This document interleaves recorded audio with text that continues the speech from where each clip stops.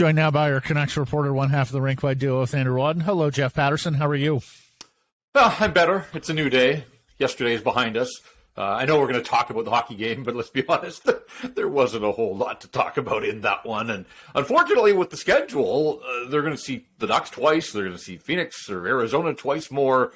There's a few. I think we better brace ourselves for a few more that kind of look and feel like last night did. But ultimately, hey, they pull it out. They're top-end players. They've got better game breakers than a lot of these teams down the stretch. And so in some of these tight games, I think this is the result you're going to see because top-end guys are going to find a way to swing the game into the Canucks' balance. Jeff, game was boring, but storylines overflowing, and that's what we do here. We do storylines, and there's some good ones. So let's get to the Bodog poll question and start on JT Miller with 2 goals, 700 NHL games, 2 goals, including the overtime winner, and boy, was it a stylish one.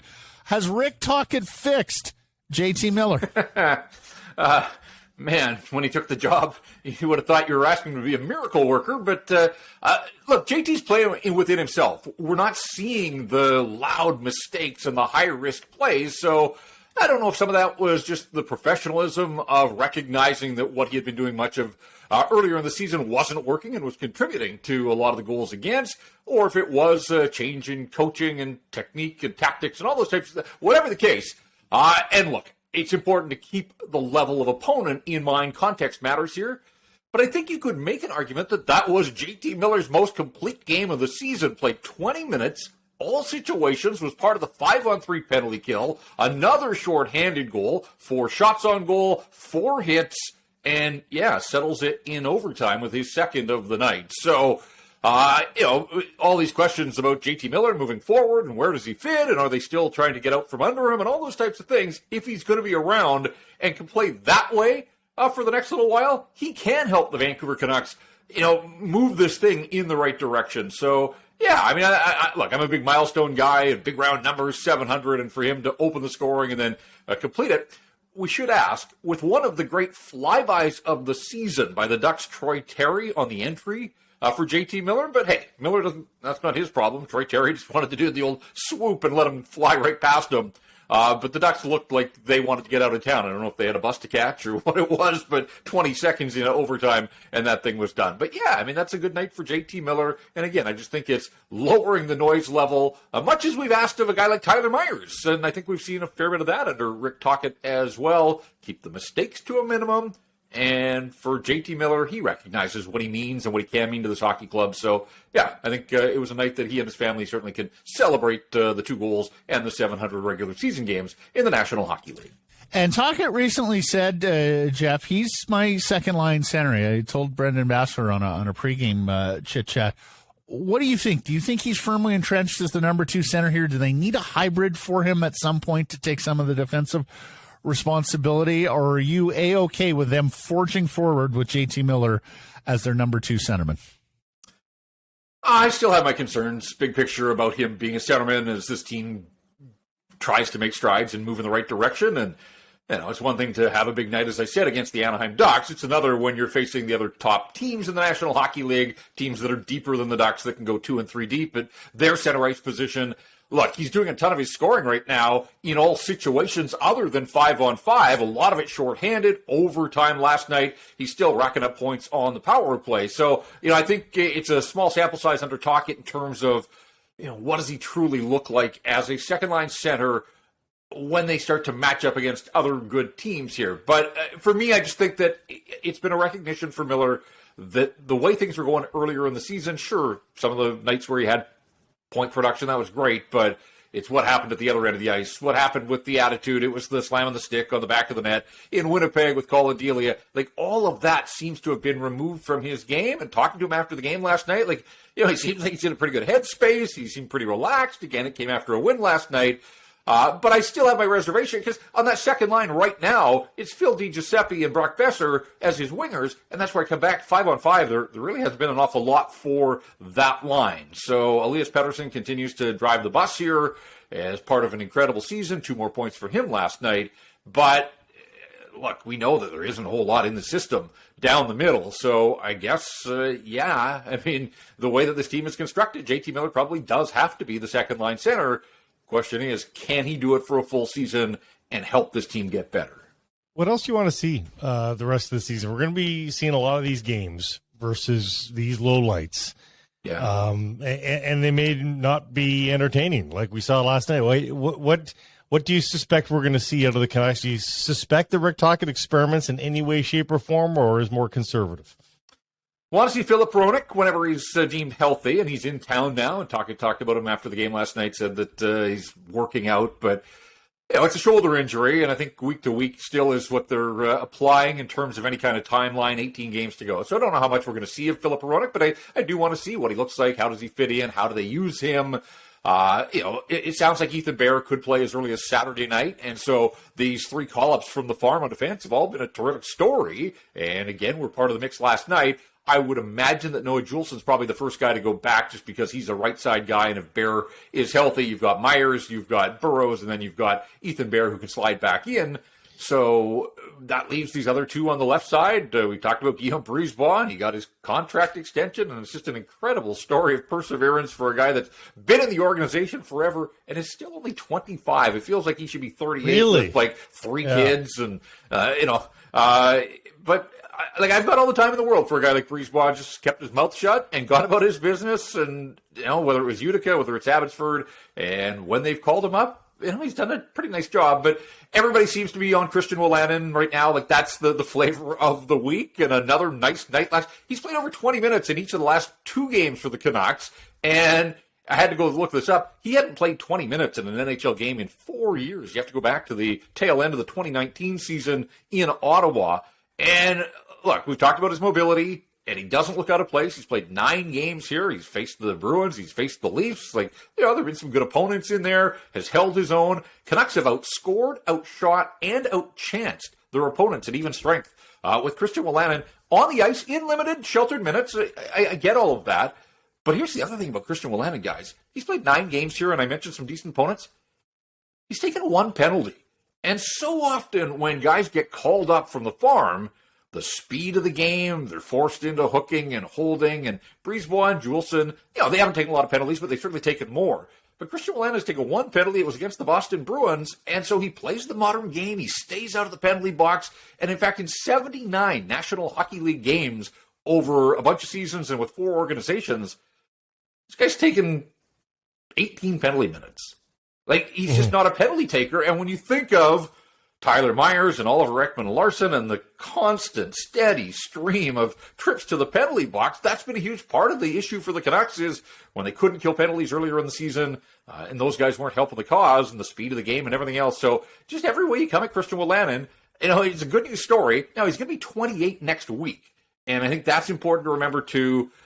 He's going to be an unrestricted free agent. And so people think, the Canucks should just hand him a contract like they did with Brisebois. This is a showcase for him, not just for the Canucks and Canuck management, but for the rest of the National Hockey League. And he may have options here heading into the summer as well. So I'll be really curious to see.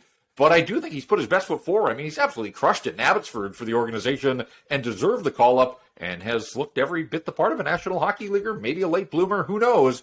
But, he's been fun to watch and good again last night, jumping up into the rush in the second period. That scoring chance with Sheldon Dries. So, he should have scored the other night against Toronto when Matt Murray made one of the saves of the year. I'm still not sure how Wolanin didn't score. But there have been things that, they haven't found their way into the score sheet for him. But he's doing the types of things that generate offense and that eventually would result in some scoring plays over time for the Canucks. Couple of quick little notes there on Brisebois. Maybe Jim Bennion was right about Brisebois. Remember how much of a fan he was about Brisebois. But secondly, the thing to remember is at Brisebois' age, we were just talking yesterday, Matt, about the college free agents. There's 24-year-olds and 5-year-olds there. And people drool over getting the college free agent.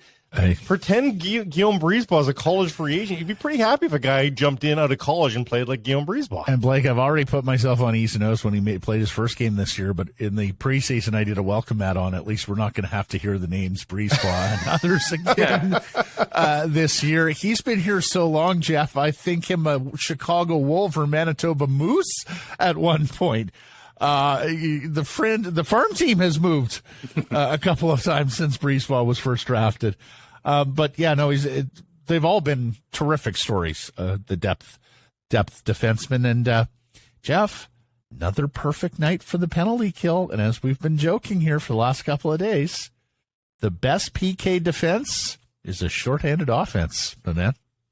Well, the shorthanded offense it's wild, is what it is. I mean, at one point this season, the Canucks had given up 9 shorthanded goals and only scored 2 themselves. And since Tocchet took over, they've got 8 shorthanded goals, and they've given up 2, so it's now 11-10. They're still down 1 in terms of the balance there. But Elias Paterson and JT Miller, easily the best penalty-killing attacking duo in the National Hockey League right now. Paterson's been in on the last 7 shorthanded goals that the Canucks have scored. So that just tells you everything you need to know. And that play last night, I mean, there are other guys in the league that could do it, but it was sublime. I mean, Lucas Dostal got a lot on that clearing attempt, and he just flat out knocks it down, and all in the same motion is making a play. Like, he's ahead, again, thinking ahead of everybody else. Just, a lot of guys I think would have been pretty satisfied to knock that puck down behind the net, but he's already thinking about getting it out in front of the net, and then JT Miller swooped in and scored. So they're dangerous. Miller tried to tell me last night that they're not thinking offense. It's just that when the opportunities present themselves, then yeah, they're going to go on the attack. But he claims that it's not any sort of philosophical or tactical change. Whatever, something has changed with the way this club is operating, and they've got 4 shorthanded goals in their last 7 games. So, and those are 4 that have come in the run of play, including the 2 on the same penalty against the Leafs the other night. So yeah, I mean, penalty kill went from they couldn't touch the puck until they were fishing it out of their own net to now look out when they're shorthanded. And it was early in the game, but it was a part of a close game. And even though it's the Ducks, Canucks were 2 men down. They had 2 defensemen in the penalty box for 38 seconds there in the first period, and were able to kill those off. And those were the only penalties of the night. The Canucks didn't have a power play last night, so special teams not really a factor, and yet the Canucks did score a shorthanded goal, and they won the shorthanded, or the special teams battle. They end up winning the hockey game as well. But, the significance of last night is 2 more penalty kills for the time being, and they're not out of the woods, but at this moment in time, they have crept ahead of those 1979-80 Los Angeles Kings, who were the low water mark in the history of the National Hockey League. The Canucks over 68%. It's not really worth celebrating, but it is worth noting, at least, their quest for a 70% penalty kill. We'll see if there's enough runway here with 18 games remaining in the schedule. Still 32nd in the league. Oh, it is, for sure, yes. But net penalty killing is getting better and better as we've still talked about. 32nd in the league as well, though, Matt. Still 32nd. Kuzmenko gets to 30, and his teammates were praising him in the postgame. Talk to us about that, please. Yeah, I mean, I think for me, I had 25 would have been an incredible season. We knew that he was a scorer and had offensive potential, but new man in a new land and a new league and everything else. And early on, there were questions about shift length and conditioning, and even with Rick Tocchet, the tough love early on there. And he's just been on fire under Tocchet. He has 8 goals in his last 10 games, and that includes some nights where he wasn't seeing the ice regularly, or at least for parts of the games. And Tocchet said one thing he's liked is he hasn't pouted, hasn't sulked, has gone to the coaches, wants to do video work, all those types of things, trying to get better. Now, last night was a bounce, but hey, goal scorers get bounces. 30 goals, it's incredible. And as JT Miller said, the thing is, when they all saw him for the first time at 8 rinks and then at training camp, they all remarked that this guy could really sizzle the puck with his shot. And yet so many of his goals, deflections, and blue paint, and again, last night in tight to the net, Miller's like, hey, if this guy ever becomes a shooter, look out. And I think a lot of people around the league are taking note of this really inflated shooting percentage, up over 25%, which over the long haul, he won't have a 25% shooting percentage for his career. But so many deflections and so many blue paint goals, I do think that he doesn't waste shots. Like, he had 3 shots on goal last night, including the goal. But he's not a volume shooter. He's a volume scorer. I do think that he's a guy that can and probably will run with a pretty high shooting percentage. And I do wonder if there will be some sort of shift in his mindset to put more pucks on the net. But it does feel like most of the time in the offensive zone, he's looking for plays and wants to be a playmaker. And then, he gets to the front of the net and puck is there, and he finds his range. So 30 goals is incredible for him. He was having fun with the fans before the game. Again, the banana thing has sort of taken on a life of its own, but he was joking about it, said he'd look in his fridge and see what he needed if fans were thinking about bringing different foods and fruits. They're not supposed to bring outside food into the building, I don't believe, so we'll see how far this one goes before the big crackdown at Rogers Arena. But he's been wildly entertaining. He's a character, there's no doubt about it. And with 18 games to go and playing with Elias Paterson and on the power play, and he was back on, they didn't see it last night, but he was back on power play 1 at practice. I think 40. I know that was the poll question yesterday, and I said he'd come just short, but he certainly put himself in a position to take a really good run at a 40-goal season. As far as the shooting percentage goes, NBA centers have way higher shooting percentages than the three-point guys because they're so close to the damn net. Yeah, Same of course. thing with Kuzmenko, right? So never know. It's about distance and proximity. And Jeff, they've reeled in Philadelphia and St. Louis here by points. Mm-hmm. By points. Now they still trail them in points percentage. They still they still have better draft lottery odds. But are we starting to give up on the notion that they could be really terrible here? And are we starting to get too worried about passing the likes of Philadelphia and St. Louis? Is this a 12th overall draft pick instead of a 7th? Yeah. I think, yes. I mean, the idea of the bottom falling out now with Thatcher Demko back, with Quinn Hughes playing as much and as well as he is, and with Paterson, Kuzmenko, and Miller, like, those guys are game breakers. And a lot of these teams that have sold at the deadline or have struggled all season, they don't have those types of game breakers, and proof last night. I mean, in overtime, Ducks didn't touch the puck, and JT Miller wins it. So I have long said that there's enough top-end talent on this team that they should be really good in overtime, and I think we're starting to see that. Now, not every game is settled in overtime when it goes beyond 60, but the Canucks are 7-3 in games decided in 3-on-3 overtime. So they found their mark, and it has been Paterson, it's been Kuzmenko, Miller, its first overtime goal of the season last night. Horvat had one as well earlier. So again, they've got guys that a lot of teams, gets pretty thin once they get past their top couple of scorers. The Canucks can come at you in a couple of different ways, and we're seeing that in overtime. So a couple of things about where they are in the standings, though. I mean, like the St. Louis Blues, they've been in a bit of a tailspin for a while now. I don't know how many more wins they're going to get, so they've kind of come back to the pack. Philadelphia, it's a mess. I mean, it's amazing that they sort of had pulled themselves out of the pile, but I think when all is said and done and the dust settles, that, they're going to be down a little further in the standings. I believe the Canucks have hit sort of the tallest peak, or scaled the tallest peak of the bad teams. There's a separation now between where the Canucks are and teams like Detroit and Ottawa's in here on Saturday. Right. I think that gulf is just too big to bridge at this stage of the season with so few games to go. So the danger of climbing any higher, I think that probably can be put to bed. But I mean, among the teams that are sort of where they are, again, with this steady diet of bottom feeders and teams below them in the standings the rest of the way, I have to believe Elias Pettersson's going to have some big nights. Quinn Hughes will have some big nights. The power play will have a night. Thatcher Demko is going to continue to give them saves. And so, I mean, they are what they are, which is a very good hockey team, but it is better than a lot of those other teams that are just scuffling and sort of playing out the string. I think you're right, Jeff. And if they were to fall behind Philadelphia and St. Louis, or climb above Philadelphia or St. Louis, it would be a 5% chance at first overall in Bedard, 5.4% at second overall,